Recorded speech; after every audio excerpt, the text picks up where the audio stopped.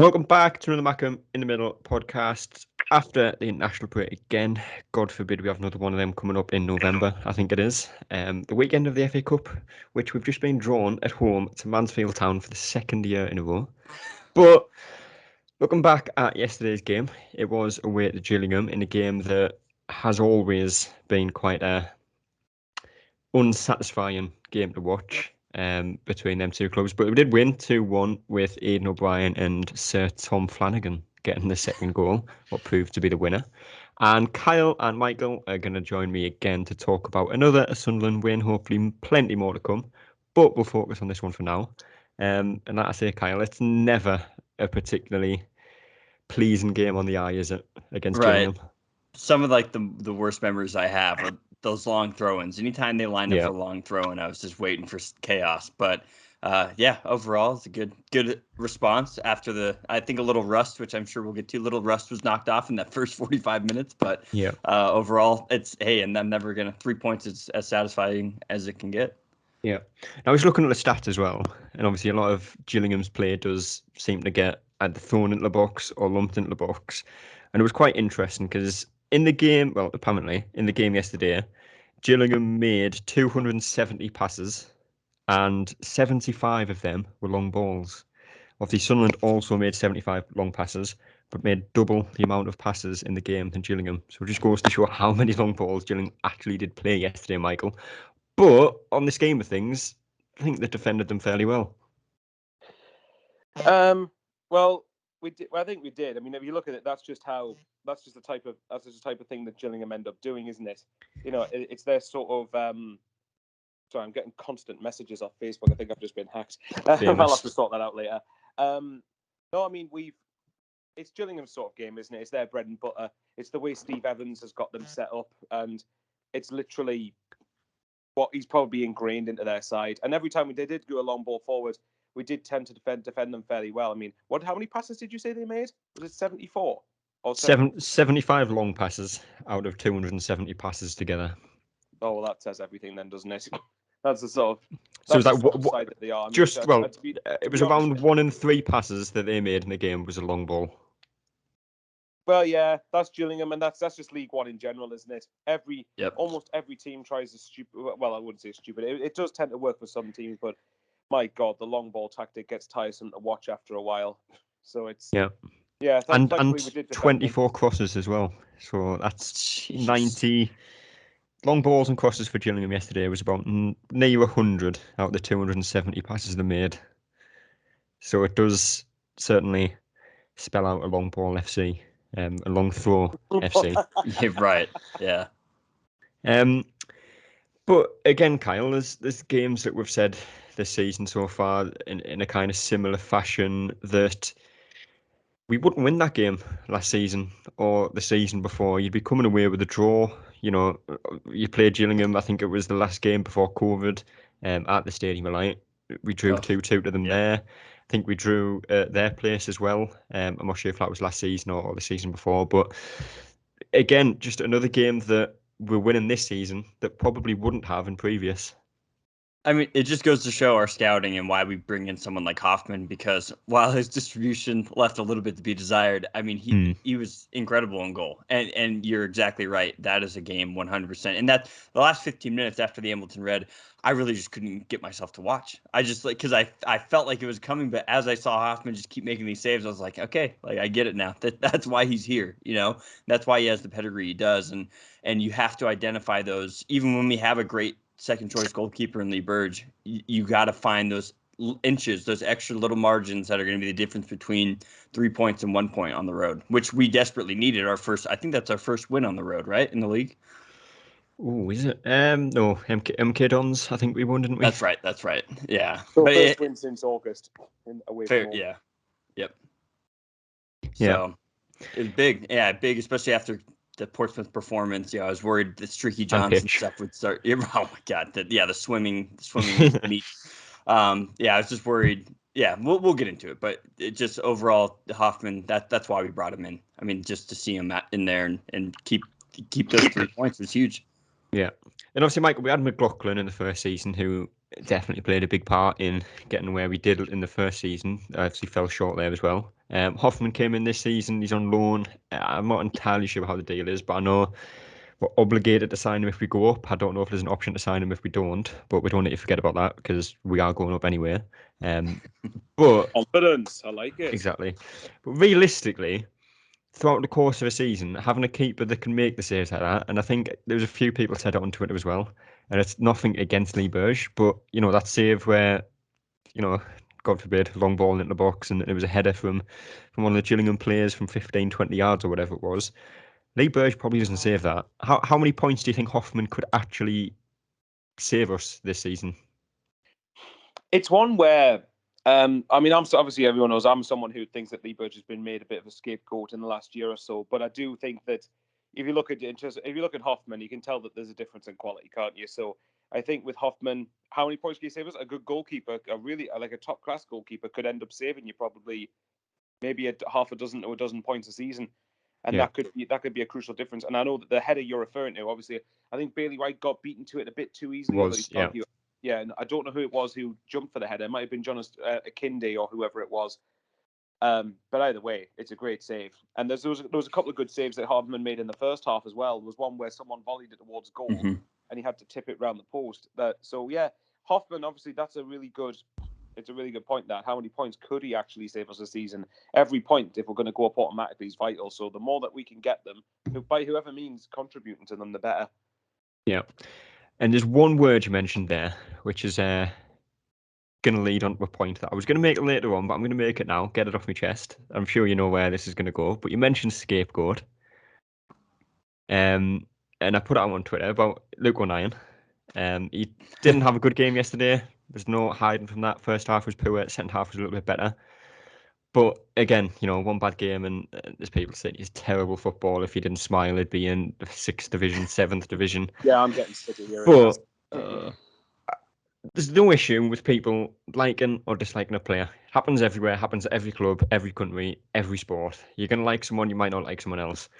But what gets to me is the reasons for people disliking him that just don't make sense to me. There was someone put on Twitter, he's not as good a midfielder as Neil, as Pritchard, who obviously hasn't actually started particularly well in Embleton.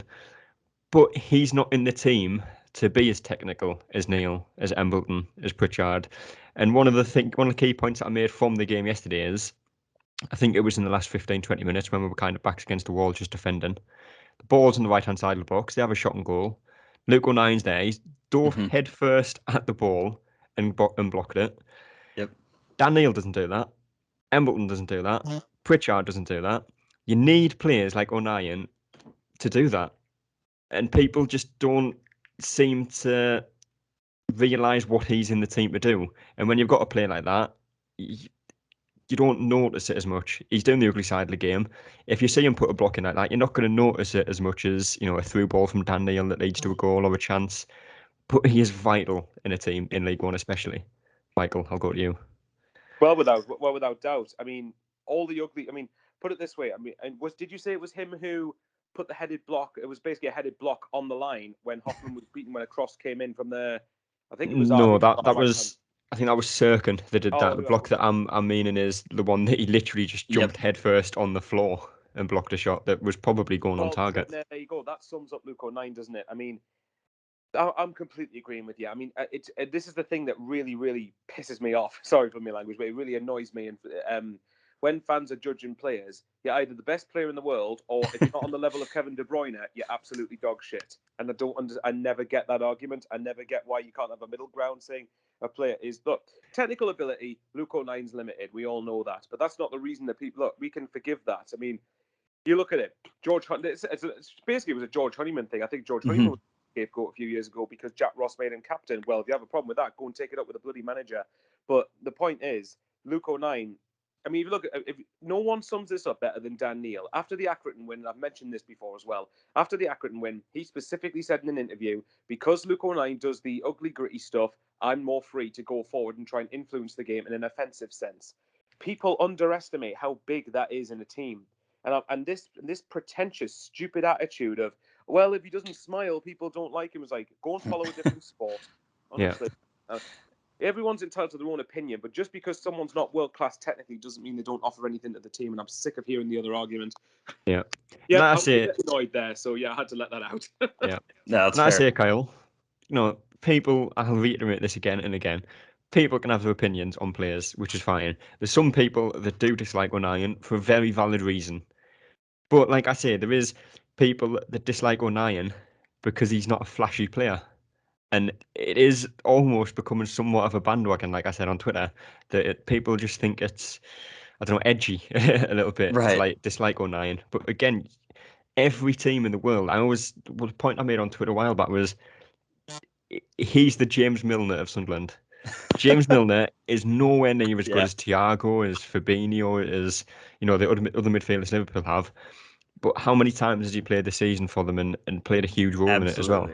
Yeah, absolutely. Like as we progress in the season, if you could just somehow splice whatever gene that Luke O'Nien has to give him that sort of fearlessness and some leadership quality and put it into every single one of our players, we'd never lose a game. To be honest, I mean, he's just willing to do whatever it takes.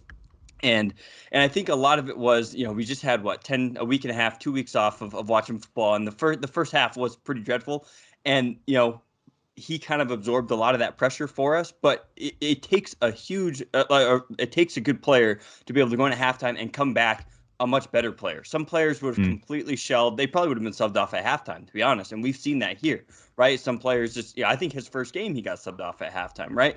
But he has that mental fortitude to come back and say, listen to the coach, listen to instruction, and come back.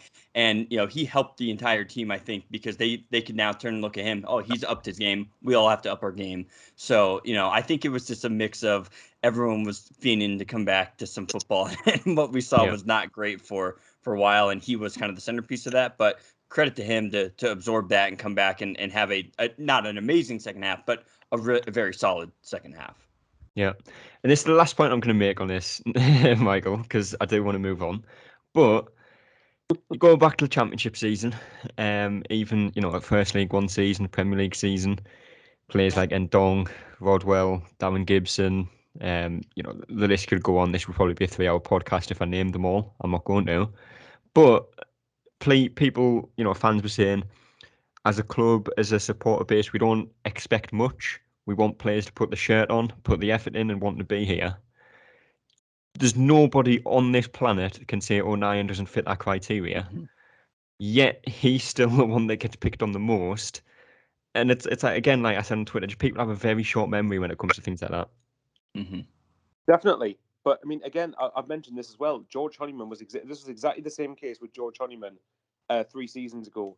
That because he's not the flashiest player, he doesn't take on 10 players and skin people and put a 35-yard shot in the top corner that he's rubbish.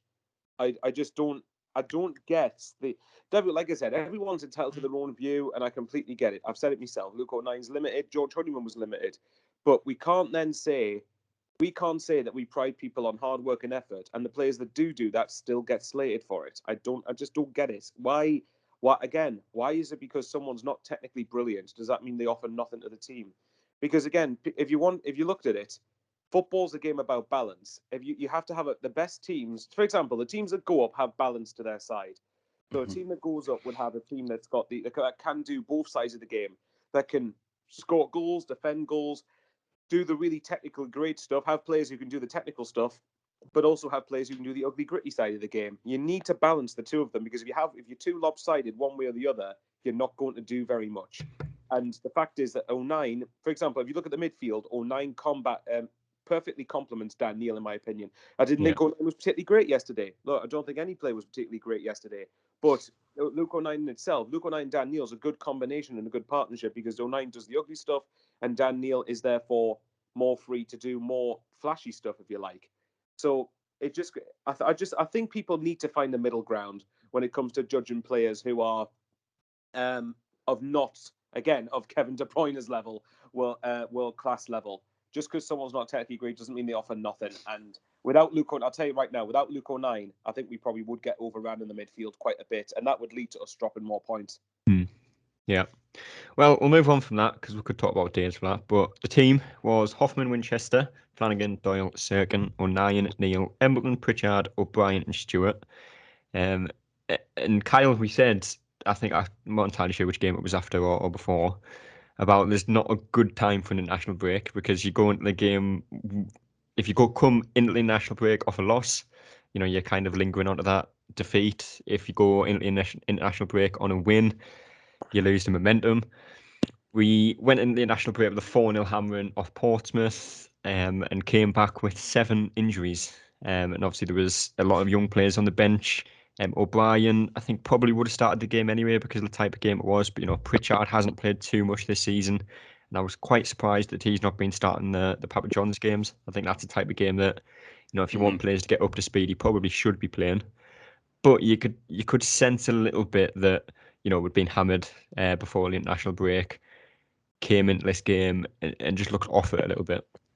Yeah, and I think you can easily point to, we are in a fortunate position to have a decent amount of players who do qualify to represent their country, and that's awesome, But Tom Flanagan said it with the BBC interview after the game, and he was just saying, like, it's a lot of travel, it's a lot of travel, and he said he's always kind of struggled to get back into it because, and I think Lee Johnson said it, the team basically got back together on, I think, Thursday evening, and then so they had Friday traveled. Yeah, right, and traveled. Yeah, like, no offense to Gillingham, they don't. I don't believe, and I could be wrong. I don't believe they have any international players, so they more than likely they probably took a little bit of time off, like maybe a day or two off. But for the most part, they probably stayed together the entire time. Whereas us, we had people all over the place playing different system, playing probably in different positions. And I think even for Tom Flanagan, I think Northern Ireland struggled a bit in this window for him. So it's just a lot of games, a lot of minutes, and it was probably pretty expected to have that rust for the first 45 and a half minutes, and then it finally kind of shook off there for the last bit. But I think looking back, it was like, well, duh, like that's probably what we could have expected, and the fact that we could still come out of this with a win, I think, is huge, just for the timing, because like you said, we're going to have another one of these windows. We're going to learn how to handle that better, and the more young players that we have that can play in these cup games, that's why when people are like, oh, let's just get out of the cup, it's like, I don't know, like there's still some use to these cup games that, while it's not our priority, we have to have these players ready, like a Will Harris, like a Younger, any of those guys who are on the bench, because you just don't know when they have to come, and they have to be ready. Yeah. Well, like we said, did start the game very slowly, very sloppy in possession, and that wasn't just one or two players; it was the whole team. And Gillingham took the lead, Michael, a penalty. Mm-hmm. Don't think there's any real objection against the penalty being given. Flanagan initially got the ball, and I think he's probably got hit that first time. Cleaver, he didn't. O'Nien comes in, he swipes at the ball, misses it, takes the player out.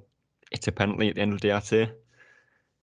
Yeah, I would agree with it. I think my main obviously that's the main criticism. Like, O'Nien was a needless challenge because the player who had the ball wasn't going anywhere near towards Hoffman's goal, and it take him out, and it was right in front of the referee. Like, you could literally see him, and obviously I was down at Gillingham, so you could just see it happen. And as soon as that challenge was made, I was like, penalty, and the referee didn't even pretty much waited a nanosecond before pointing to the spot. Because they actually scored as well, didn't they? Right. Yeah. They actually scored as well, didn't they, from the initially, and then obviously the penalty was given just as the ball was about to hit the back of the net. Well, pretty much then. But I mean, and like you said, I agree with you on Tom Flanagan. I think that he was just a bit sloppy in the build-up. I think if you hoop that first time and clear it when he's being charged down, then if you clear it first time, mistake likely doesn't happen. Obviously, it's easy to say with hindsight, but all I will say is the person who scored that decided to shush the Sunderland fans, who's having the last now, mate. Last Danny laugh, Lloyd. Yeah. And after the goal, I think Sunderland started to improve a little bit, but it was only really from like 40 minutes onwards that they actually looked like the Sunderland that we've seen this season. Probably against them when playing, got an equaliser with what was pretty much the last kick of the half. Dan Neil, talked about him a lot again this season. Good ball in the box. Aidan O'Brien at the back post just stabs it into the net, Kyle. And realistically, a perfect time to get an equaliser, and probably changed what Johnson said at halftime a little bit. Oh, definitely. We got Aidan O'Brien, who's full-time Warzone streamer, part-time goal scorer, apparently. Maybe it's the opposite now. But I think you can just see when Daniel had that ball, because he was the one who whipped in just a beautiful pass. But just the kind of the layering of attackers we had, because we had Ross Stewart, who kind of, obviously all the eyes went to him because, he's our main goal scorer. But O'Brien just times his run perfectly and just knows just how to, he's a big physical dude, just able to get in front and put it in. And good for him. I think he's had just a really interesting season so far. And I think he's one as we approach this January window where, we almost lost him in this last window. I hope we can, maintain someone like him, because to have him as a secondary option for this type of performance is huge. And, because Ross Stewart, as amazing as he's been, teams have keyed in on him, and we just need someone who, has got that kind of savviness in front of the goal, who's big and physical for this league, because we know how this league is built.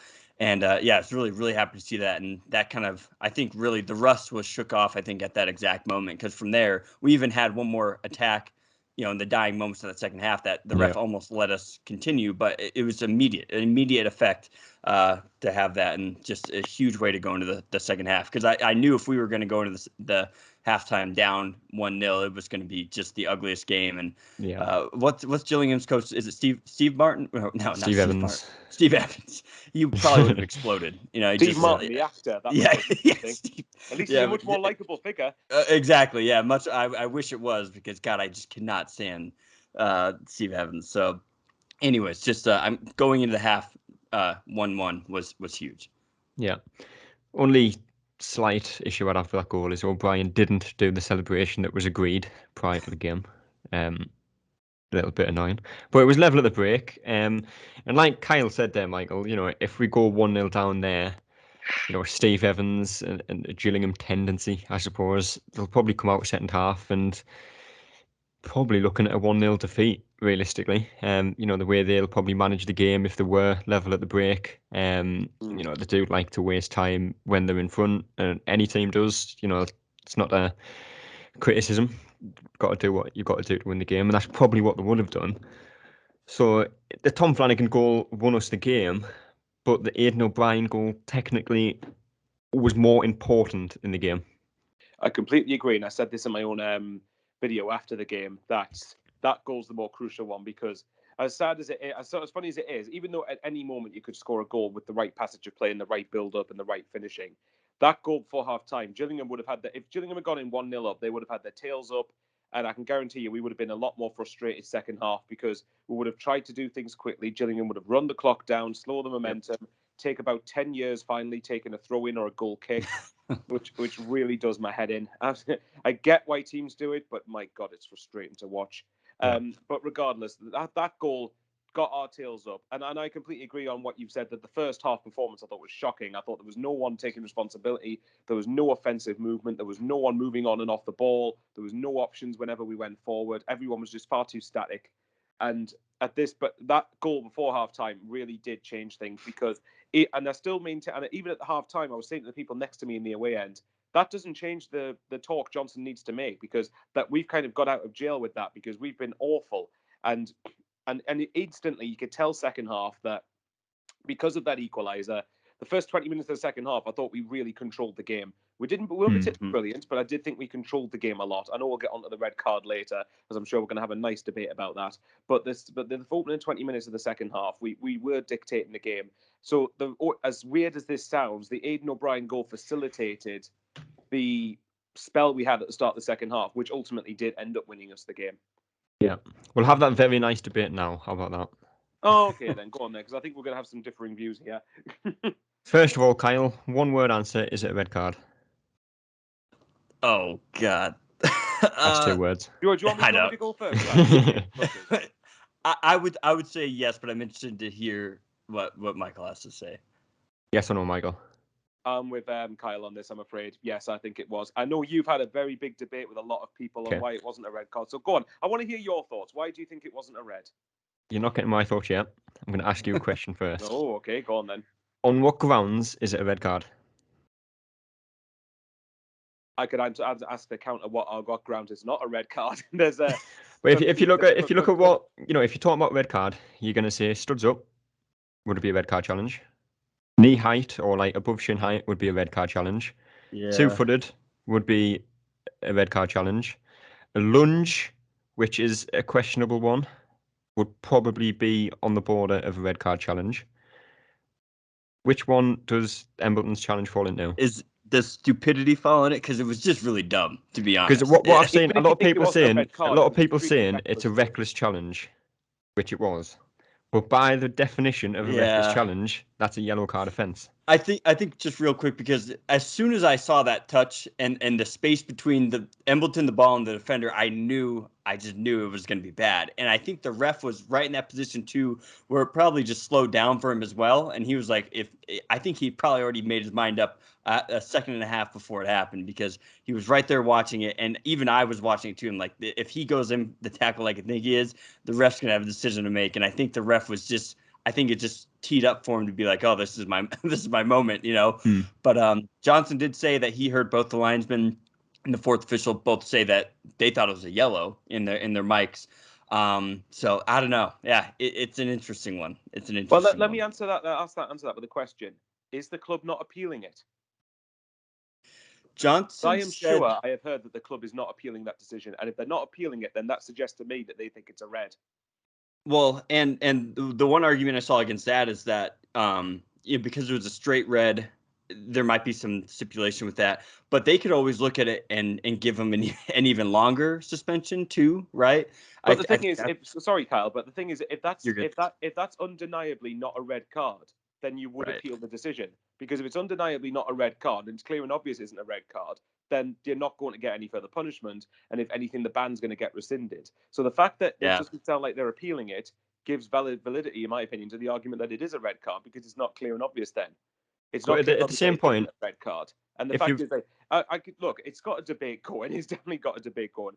All I'll say is this: if that was the other way around, we would be absolutely screaming at the referee and screaming at the TVs for a red card to be sent. Whether it's in the moment or not isn't really the point. The fact is, you would be screaming for that to be a red. The fact that Steve Evans was on the sideline and doing what he does and wandering around like an idiot. Waddling. We'll not say we're not wondering. He waddled. Well, waddle. We'll use Yeah, that we'll word. go with that then. I mean, we could think of worse, but we'll try not to swear. But regardless, that probably didn't help things. At the end of the day, he does. I know that obviously he didn't go in techie 2-footed, but the fact is he committed to the challenge, and he does end up. I think he ends up missing the ball. I've looked at it back a few times. I'm pretty sure he doesn't go for the ball. And even if you say he does pull out, it's too late. He's committed to the challenge. That's endangering the player. So again, if say I don't know, Vadine Oliver did that on Luke O'Nien, the shoe would be on the other foot. I think if we were saying it the other way around. Look, if the club appeal it and it gets rescinded, then I will shut up. I will hold my hands up and then say it's not a red. Then clearly, but if you would look at it right and say we had VAR, right? If VAR would look at that decision, they'd be looking at to see. Like I said, the things that I mentioned before, was it double-footed? No. Was it studs up? No. Was it high? No. Was it off the ground? No. It was a reckless challenge. I'm not sure if you've seen like the still image of it. He makes contact with his leg as opposed with his foot, so it's not an outstretched through. It's not anything like that. It is a late reckless challenge, and I think it was his first foul of the game as well. But based off that, I just can't see what that tackle falls into category-wise in terms of the definition of a red card challenge. But you could argue then, isn't it the intent with which he goes into it? And I know I know you're probably going to hate that, but the fact of the matter is, these days you can also be judged as much on intent as much as the actual challenge itself. What do you mean by intent, though? Because every challenge has intent, well, yeah, obviously, doesn't it? But come on, he's going in with the full intent of going in towards the players like ankles. He's going in towards trying with some force to attempt to win the ball. And again, I'm pretty sure he ends up missing the ball. So by that definition, is that not then a red? Or is that not at least is there not at least an argument for that being a red? For me, not really. I know you're going to say no. I know you're going to adamantly say no, but for me, I just think again, and it's not just me. I've had a couple of YouTubers saying they think it's a red. I've had a couple of journalists saying they think it's a red. I'm not saying it means what you think is valid. Obviously, that would be stupid. But the point is that for me, again, if it was the other way around, we wouldn't be saying, is it studs up? No. Is it endangering? No. Is it done in the stuff? No. We'd be screaming for it to be a red. So for me, part of me, I wonder whether it just partly depends on what side of the fence you fall upon. Yeah. I don't know. Maybe that's just how sometimes football fans do that. Sometimes, and I've been guilty of it myself when I look at it from a certain perspective. I don't know. It depends. If the club, like I said before, if the club appeals the decision, then there's claims that it's not a red. But to me, I've not heard anything to suggest that they're going to appeal it.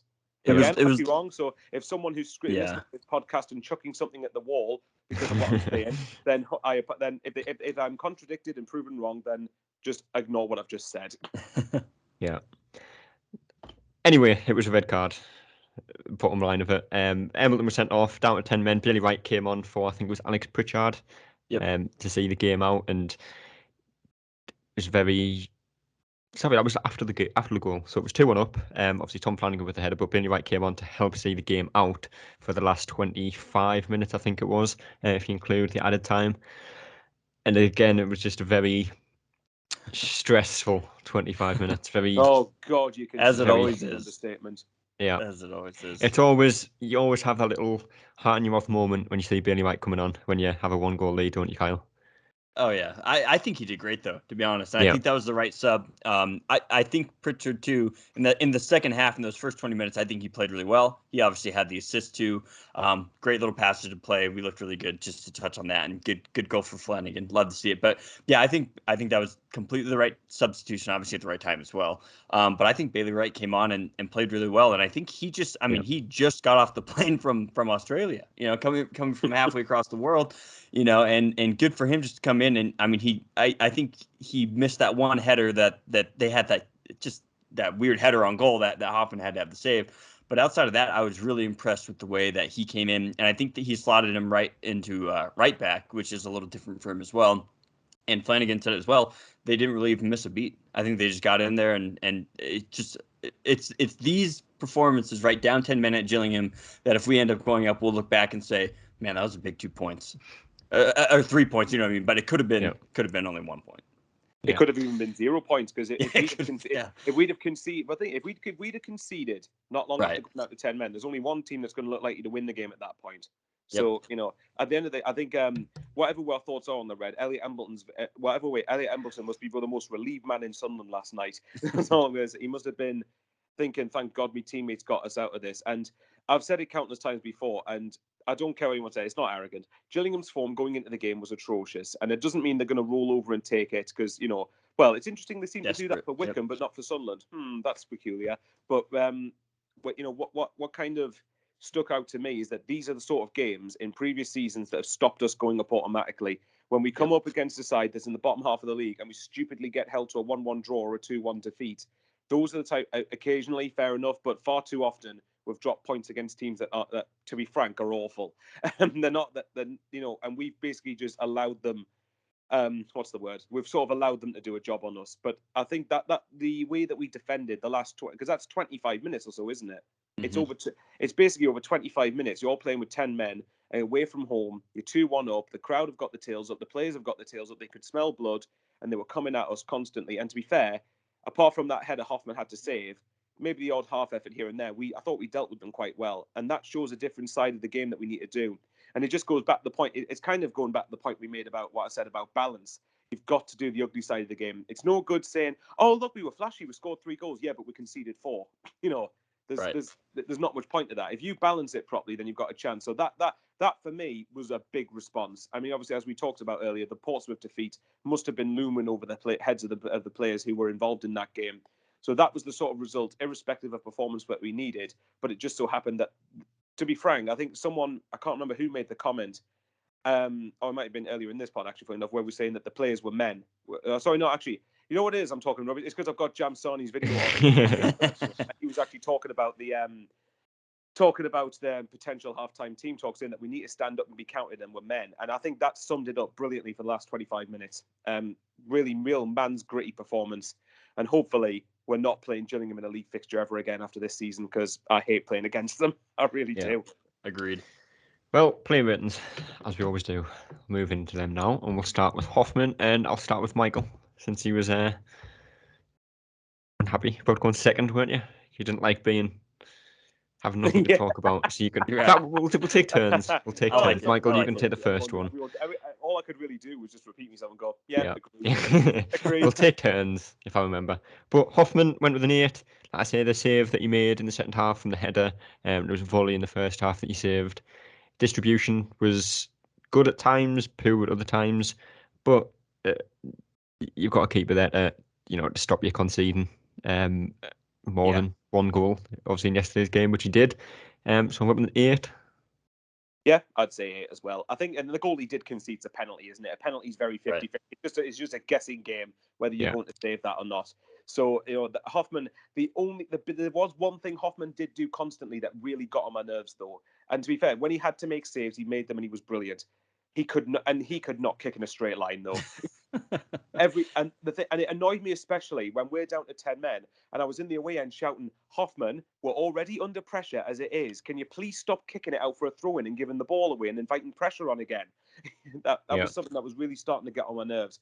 But obviously, you just say you do it, don't you? You say it in the heat of the moment because of the fact that the high intensity situation that's unfolding in front of you. So yeah, not 8. That save he made from that header was brilliant. And if we go up, he's going to be a big reason as to why. Yeah. And Kyle? Yep. Yeah, totally agree. That's why we brought him in. And I think Johnson said it the best. He says he's employed to keep the ball out of the back of the net. They can work on distribution.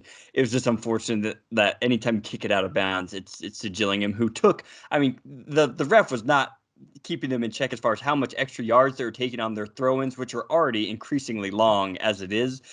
They would just take 20 yards of run up, and I was just losing my mind. League One, wasn't it? It's just like, what are you doing? Sorry to interrupt, Carl, but you know what was so satisfying? that Steve Evans and everyone with Gillingham was apparently getting really frustrated. We were time wasting. Don't do it in the first half like you did all the first 5 minutes then. Right. No. So anyways, yeah. 8. This is why we brought him in. It's those fine margins, and I think Lee Burge still may have a role to play at some point because you just never know, and he's a great backup to have. But yeah, that's why we brought him in. He saved us. He got us all 3 points. So there you go. Yep. And Carl Winchester, right back, didn't really do as much as he usually does. I don't think he got forward as much, but I think that partly comes down to the fact that we didn't have any natural wide players there. You often see, Gooch or Dayaku, and they'll, kind of play 1-2, get on the back of the full back. There wasn't really anybody out wide. Obviously, Pritchard, I'm not sure if it was Pritchard or Emble on that side, but they were more central, so there was less room for Winchester to kind of play that 1-2 and get forward, but defended well when he needed to. So I've went with 6, Kyle. Yep, I would say 6 as well. There's a great passage of play in the second half down the right-hand side. He had like a nice little back heel, and then he was just barely offsides and a nice little through ball, and I think he would have been through on goal to score. If you would have put that in, that would have been one of the goals of the month, easy. But yeah, just a very solid workman's performance from Winchester. He's just one of those players you just kind of write off as like, well, he's going to have a good performance today. Like, I don't have to worry about him at all. So yeah, I would say a solid 6 just because he just didn't have his amazing, 30-yard goal or anything like that, but it's just very solid from him. Yeah. And Michael? 6 club returns again. I can't say much else other than that. I think it's just the fact that I like what Kyle mentioned, that you've written off the idea of him having a not so great or a terrible performance. You've kind of seen it as a given based off this season so far, how good he actually has been. And yes, going forward, didn't do as much defend, but obviously helped defend as a unit considerably when we really had to be backs against the wall. So 6. Yeah. Flanagan went with 7. Obviously got his goal, good header, defended well throughout. Probably being 8, but again, I think that goal that Gillingham took the lead, I think you should got to clean that first time, and then 09 doesn't even have to make that challenge. So yeah, 7, Michael. Debate between whether 7 and or 8 to try and be generous. Mm-hmm.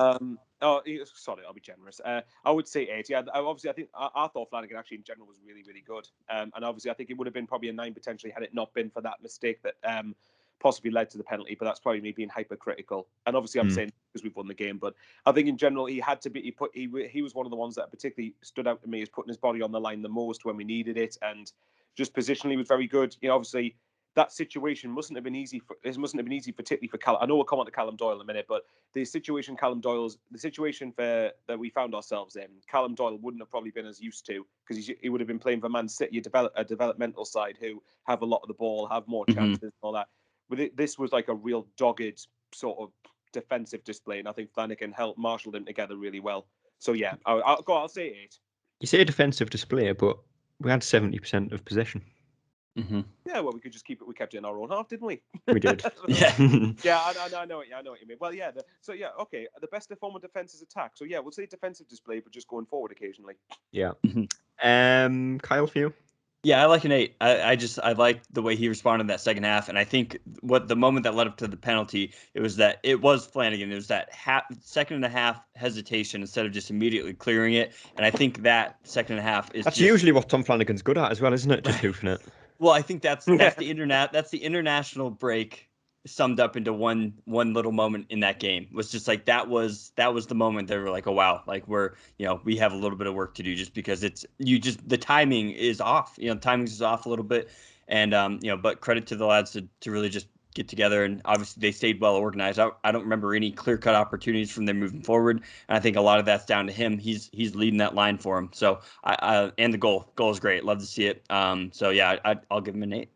Yeah, sorry. I think I was solidifying my 8 because he obviously had a colliding match with the back post to get the winner. He did. I love stuff like that. Callum Doyle. You're probably going to go with a 7, but I would go with a 6. I'll give Flanagan a 7. Did basics, got us up the pitch with some passing, defended well, but didn't get the goal. So he's one less than Flanagan for me, which makes him a 6. I'm going to presume you're going to go with a 7 though, Michael? Yeah, I'd probably say a 7. Yeah, it's like you've had a knack of predicting my yeah. I think you've covered most of it. 7. I think again he did. I think Flanagan, as I said earlier, I think did help marshal him through the game, and Bailey Wright obviously would have done the same. In a situation that Callum Doyle probably wouldn't have been as used to, where there's having to defend, and then there's like really, really having to defend. You could feel that Gillingham were getting forward and having the momentum when they had an extra man, which is going to happen. But the fact we saw out the game, I think will do Callum Doyle the world of good. Yeah, and Kyle? Yep. I don't remember, and it's the same thing kind of with Winchester. You just kind of write him off as just saying, he's going to be solid. I almost just don't even remember him in the game.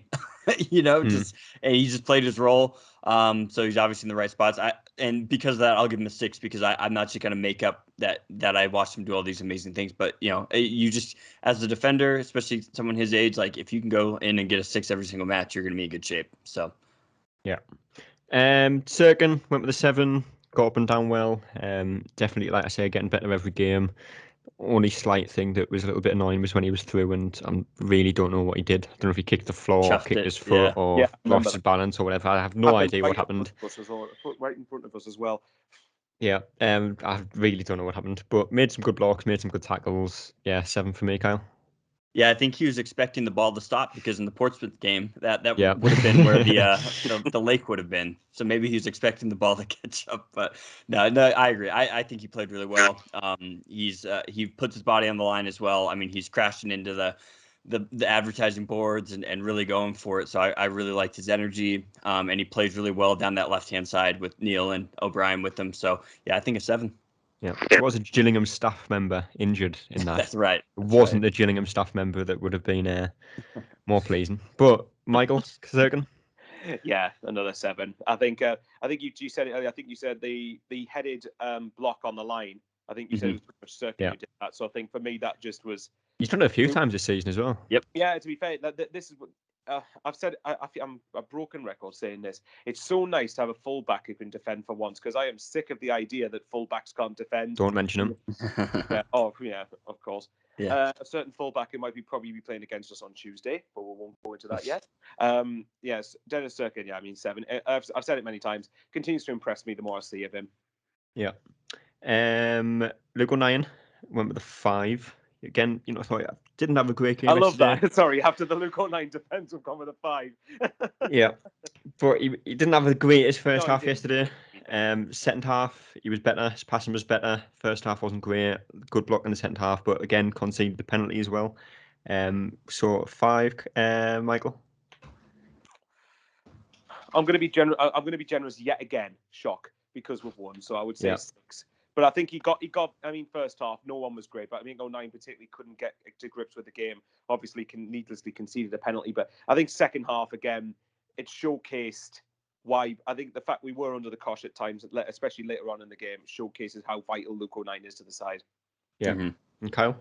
Yep, I agree. It was about as bad of a performance you can have, but like I said, it takes a really good player mentally, and obviously we know his physical attributes, but mentally to be able to come back from that and just completely wipe that slate clean. I think scoring the goal, or you know what I mean, the team scoring the goal before the half, I think really relieved a lot of pressure. But good on him to come back and really play the game that we expect. So we just can't let him off the hook too much. So I think a 5 is fair. But if it would have continued how it did in the first half, it would have been a 1, So yeah, Yeah. I think 5 is good, and I think he probably would own that as well and say I can do better. So Yeah. Dan Neil, 7 for me. Again, ability on the ball is just very good and gets better. And each game that he plays in as well, he seems to like to go forward that little bit more. There was that shot that he had that went just wide of the top corner. Obviously, he scored us from a similar range against Lincoln, and I think there was multiple times he tried to score from that range against Lincoln as well. But good ball in for O'Brien's cross, O'Brien's goal, I should say. So yeah, 7 for me, Kyle. yeah, I just love to watch him play. I mean, he's just so fun to watch, and I know we got Embleton's contract sorted. I mean, Dan Neal should be just coming out of the printer right now, ready to be signed. I mean, we Completely agree. have to get him. He's just so he gets better every game, and that ball in was perfectly weighted. And I don't know if he was looking for O'Brien, but he basically knew if I can put this in the most dangerous area, I can trust my team to be there, and that's where it was. Yeah, so 7, even borderline 8, just with how good he was, and just get the contract, just sign it. I'm not gonna be able to sleep a full night until he's signed till at least 2028. Can just picture that image of someone's nan stuck in a cage, right? Not letting him out until he signs. You mean like a certain Mr. Joel Gradwell? Yeah, that Well, could be that one. I think I took the mick out of him on social. I think you probably saw on Twitter that he's got a love affair with Dan Neil, and I absolutely love every second of it. Can't blame him, to be honest. But Dan Neil for you on yesterday's game, Michael? 7, that cross, get a new contract signed. Enough said. Yep. Fair enough. Alex Pritchard, 6 for me. Don't think he did too much. Obviously got the goal, got the assist for Flanagan's goal.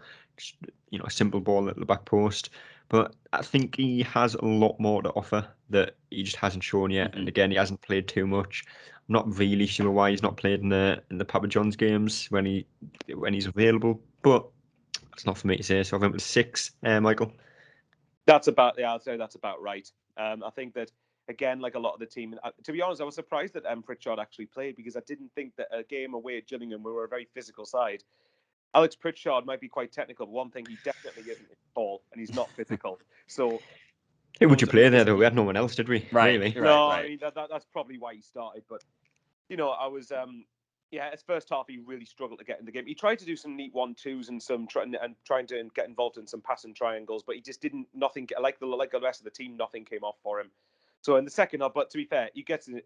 I think he would have probably given him a 5 if it weren't for the fact you bump up to a 6 for that match-winning assist. Which, to be fair, we talk about Dan Neal's cross. Pritchard's was nearly as good. I think it was accurate, dipped at the right time, found the back post. So but I agree with you. He's definitely got more to come from him, I think. Yeah. And Kyle, for you? Yeah, and I think he's taking advantage of the opportunity, because I think the reason why he's in there right now is obviously Gooch is out, because Embleton would typically be playing, I think, in that role, if I'm not mistaken. And so while Gooch is out, it's good on Pritchard. Hey, if you're in there, like, prove that you belong in or around the starting 11. And he does just enough, and I think you nailed it right on the head. I think we haven't even seen all that he can offer. I think he also doesn't play in the cup games because of his injury history, to be honest. If I were to guess, I guess. So yeah, he's just doing just enough, and that assist that's why he's on the field. If you can make that game-changing play, awesome. We can sub you off and put Bailey right on to see out the game. Yeah. But he played his role, and I think in the first 20 minutes of the second half, where we really took control, I think he was a part of that. Kyle, it's okay. We're saving him for Mansfield at home. Yeah, right. He's gonna have a hat trick, easy. Still refuse to believe we've got the same FA Cup first round draw 2 seasons in a row. I know, that's really. They do it on purpose. Really weird. I can't remember which season it was, but we seemed to play Accrington every other week, didn't we? I think we had them twice in the cup one week, and then we had them in the cup, and a month later we had them in the same fixture in the league. Yeah. Mental. Anyway, Embleton. Obviously, the biggest news in the Northeast this month was the fact that he signed a new deal. Love it. But celebrated it by getting sent off. Whether What you agree with it or not. Alive. Exactly. Didn't really do too much in the first half, but opening stages in the second half look a little bit more bright. But 5, probably 4. 4. I'm going to go with. I can't remember who I asked last in the Pritchard one, so I'm just going to go Michael for this one. Okay, yeah, 4. I mean, the red card's a big Statner, but all I'll say, I won't slag Embleton off too much. I mean, it was reckless, and he gave the referee decision to make, which again helped put us on the back foot, or more on the back foot than we were, because at that point in the game we were controlling it, I thought. But all I'll say is that I'm happy, buzzing that he signed a new deal, and he'll use this as a learning curve going forward. Yeah, yep. Kyle. Yep, yeah, I think you nailed it. Yeah, he's going to learn from that. He just has to know that he can't be as reckless there. And I think he is playing a little bit out of position because, like I said, I think when Gooch is back, Embleton will slide more into that central role. Pritchard will probably be dropped, and then Gooch will be out there on the wing. So, yeah, it's the red card is unfortunate, but it'll be interesting to see what changes Johnson makes for Crew. That's all I'll have to say on that. Yeah, I would say quickly on Embleton, sorry, that I would probably play. There's more reason to play if the ban stands. Play him against QPR as well a week on Tuesday because he won't be playing. Is it a 3-match ban, isn't it? If it's upheld, it's a. If it as it stands, it's a 3-game ban. I'm sure it is a straight red. So I think I don't know how it works. I looked at some at this ages ago, and there's different rules for different things. Like violent conduct is one ban, the straight red cards this and this. I think it is a 2-game ban. I've always thought a 3-game ban for a straight red card, but I'm sure there's some weird work around it. But I could be wrong. I don't know. There you go. That sounds like the FA making up rules as they go along. Yeah. Regardless, all I'll say is for Embleton, I think I know out of him or Josh Scowen, I know who I'd rather have in the team. Yeah. O'Brien, Kyle, I went with an 8. You know, I think again, you know, there's times that we questioned what he does in certain games, but I think these are the games that he does kind of show what he does. Kept the ball well, worked hard, good on the ball, good off the ball, got the equaliser, which I would say was probably the most important part of the game. So yeah, 8. Yeah, I think this game suited him perfectly because, we all know he's not the quickest player in the world, but he's very good with his feet. He has a very good first touch. And like I said, he has that instinct right around goal where he knew where to be. He knew that if Daniel's whipping that ball in, Ross Stewart's going to get the attention. I'm going to just sneak in behind and just slot it right in. So he showed up when he needed to, saw the game out. I think he played the full 90, right? He didn't get subbed off? Or did he? No, he didn't. Maybe he got... I think he did at the very end for Will Harris. Or yeah, maybe. Either way, great. I think a good. Actually, yeah, he did. Yeah, correct. Yep. So, but I don't think Harris did anything. But no. Yeah, it's good for O'Brien. Glad he got that goal. So I think an 8 is well warranted there. Yeah, Michael. See, I'm going to be the harshest one here. I would say probably a 7.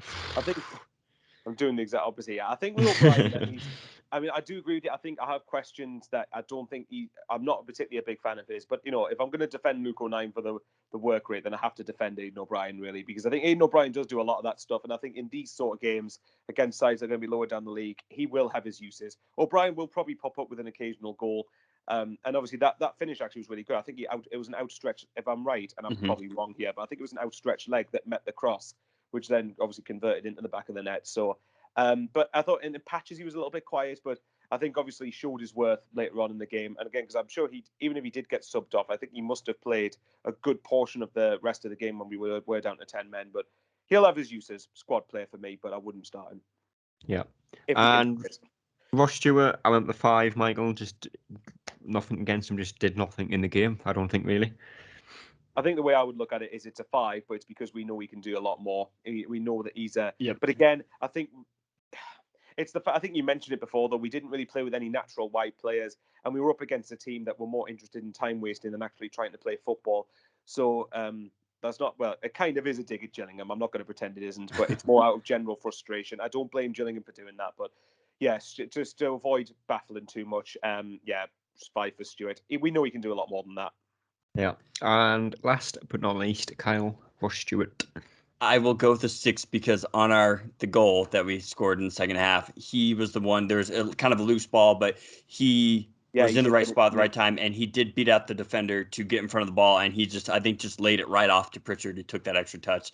So we'll call it the hockey assist. It's the assist to the assist. I love that. And yeah, so that's what he needs, and that's he just shows up every game and just works his tail off. So I'll give him a 6 because of the hockey assist. Yeah. Man of the match, Michael. I would have said Hope. Oh, I think I'll have to give it to Torben Hoffman one night. To be fair, yeah, I think I will. I was debating between him because I thought Tom Flanagan. I was going to give it to Tom Flanagan, but when you more you think about it, the saves that Hoffman did make were pretty big ones in the game. But yeah, I mean, if he could, I mean, to be fair to him, I think apparently he was saying to the coaching staff he was frustrated with this kicking, so he's going to know he needs to improve it. But regardless, he did, like you said earlier, did what he had to do and was there to basically not concede a goal from open play, and we didn't. Yeah, and Kyle. Yeah, I think it's time for Hoffman. I think that was kind of his coming out a little bit on the road. You know, not necessarily super hostile environment, but a very important game, and he showed up, and he was probably the main reason that we got all 3 points. Yeah. Well, Crewe is the next game, which I'm not looking forward to driving 3.5 hours down there on Tuesday night and then back. Going to be a very long day. Hopefully, a good result. Otherwise, that is going to be a very tough day. But, Michael, predictions. The fact we won against Gillingham, I think, is a good boost for our away form. So, which I think we do need to start getting some wins on the road. Crewe, they're in the bottom 4, aren't they? In bottom 2. Bottom 2. Yeah.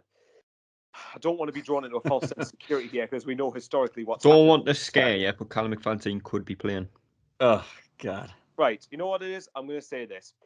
Whoever's playing on that right wing, if you do not skin and target Callum McFadden, you should not be playing. That's if he is playing. I'm not entirely sure if he is. I know he sometimes plays. Well, he should be skinning their back line anyway because the must have been rubbish this season because they're second bottom.